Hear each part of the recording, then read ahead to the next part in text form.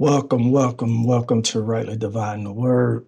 And we're going to jump straight into it today. So I'm going to begin with Exodus 7:3. And it reads, Exodus 7:3.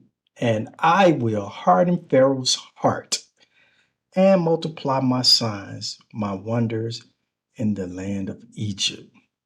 So the question is, why does God harden people's heart? And that's a question that many of us have. But before I answer that, let's go to Jeremiah 17:9. And it states, the heart is deceitful above all things and desperately wicked. Who can know it? Only God can know your heart. But another question is, who can know the substance of your heart? Who can know the substance of your heart? So in Exodus 9:12, we read, and the Lord hardened the heart of Pharaoh, and he hearkened not unto them as the Lord had spoken unto Moses. So the question becomes, what was the substance of Pharaoh's heart? What was the substance of Pharaoh's heart? Substance is a noun. One definition, a particular kind of matter with uniform properties. So like a piece of paper, or wood, or the real physical matter which a person or thing consists and which has a tangible solid presence, like any other solid material, liquid, gas. All right. So my question becomes, or my contention is, the substance of one's heart determines if it will be hardened by God. What do you mean? Well, as you can see here, you have a raw egg and butter, two different substances.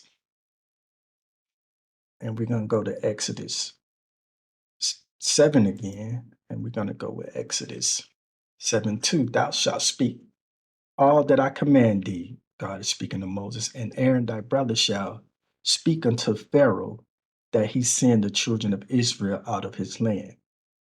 See, the Pharaoh, Moses, and Aaron got the same word, but they was impacted by that word differently. One, God hardened Pharaoh's heart, and the others are softened. So what do you mean by this? So let's take it this way. See, the sun shines on both a raw egg and butter, but one is hardened and the other is softened.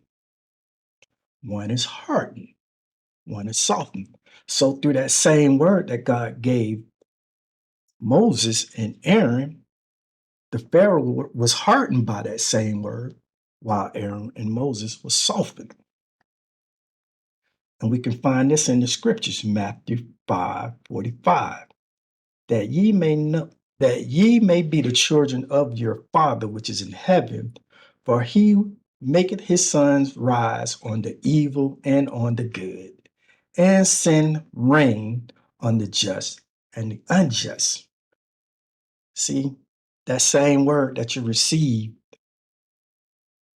determines your reaction based on the substance of your heart.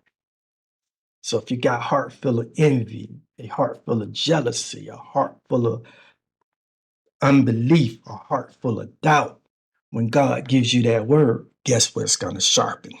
Guess what's going to come out based on the substance of your heart? But if you have a heart of reconciliation, a heart of belief, a heart of truth, that same word, that is going to come out. So let's move on.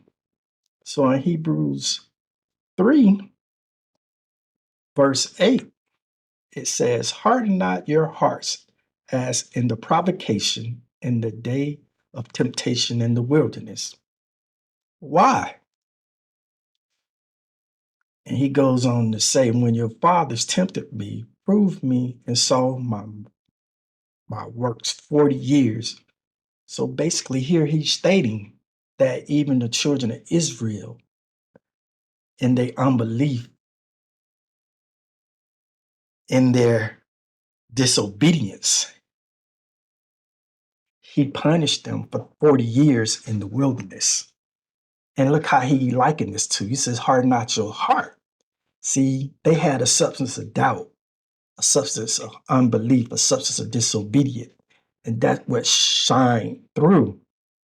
So their hearts were hardened also. So the question becomes, what is the substance of your heart? What is the substance of your heart? I feel like making a hit, you know who I'm rolling with. Creator of all of this, the holy of holiest. We gotta be about the biz, you know how the kingdom is. Spreading around the love, what it is. Yeah, and you know you got my heart, God. Oh yeah, yeah. My hands are raised to show I surrender to you. You know what I'm riding with. I gotta make it a point, you know how to preach and get. Push all up in my wrist, like baguettes up in the bracelet. I ain't loving money, the root ain't nobody safe with. I be working the field, laborers be like 3. I be working the deal, entrepreneur me. Gotta be in his will, give you that one for free. It was touch on the bill, Jesus covered the fee. Yeah,